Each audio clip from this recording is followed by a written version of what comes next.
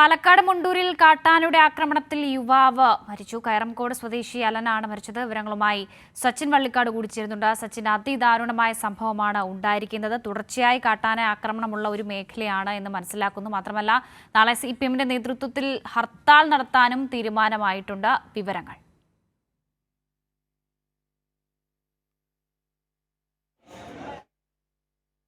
മണിയോടുകൂടെ സംഭവിച്ചിട്ടുള്ളത് പാലക്കാട് മുണ്ടൂർ സ്വദേശിയായിട്ടുള്ള അലനാണ് ദാരുണമായ കാട്ടാനയുടെ ആക്രമണത്തിൽ കൊല്ലപ്പെട്ടിരിക്കുന്നത്.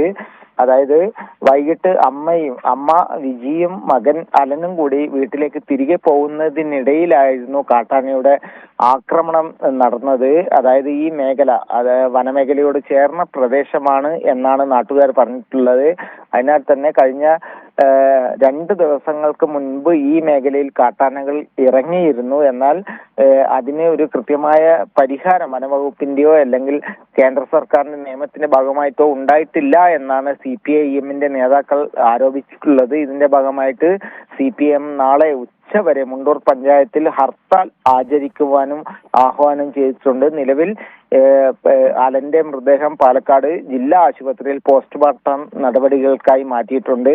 അതുപോലെ തന്നെ പരിക്കേറ്റ അമ്മയെ വിദഗ്ധ ചികിത്സക്കായി തൃശൂർ മെഡിക്കൽ കോളേജിലേക്കും അമ്മയെ തൃശൂർ മെഡിക്കൽ കോളേജിലേക്കും മാറ്റിയിട്ടുണ്ട് എന്നാണ് ആരോഗ്യവകുപ്പ് അറിയിച്ചിട്ടുള്ളത്.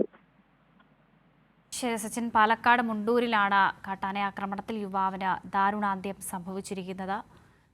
നാളെ പ്രദേശത്ത് CPM-ന്റെ ഹർത്താൽ നടത്താനും തീരുമാനമായിട്ടുണ്ട്. സച്ചിൻ, ഈ വീട്ടിലേക്ക് പോയപ്പോഴായിരുന്നല്ലോ ആക്രമണം ഉണ്ടായത്. അപ്പോൾ വീടിന് അടുത്ത് വെച്ചായിരുന്നോ കാട്ടാനെ ആക്രമിച്ചത്? വനമേഖലയ്ക്ക് അടുത്തായിരുന്നോ ഇവരുടെ വീട്?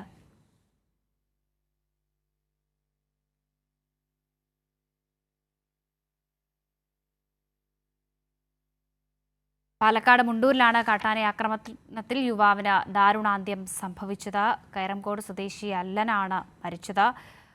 വീട്ടിലേക്ക് പോകുന്നതിനിടെ അമ്മയെയും അലനെയും കാട്ടാനെ ആക്രമിക്കുകയായിരുന്നു. അമ്മ ഇപ്പോൾ ആശുപത്രിയിൽ ഗുരുതരാവസ്ഥയിൽ തുടരുകയാണ്. വിവരങ്ങളാണ് സച്ചിൻ വള്ളിക്കാട് നൽകിയത്.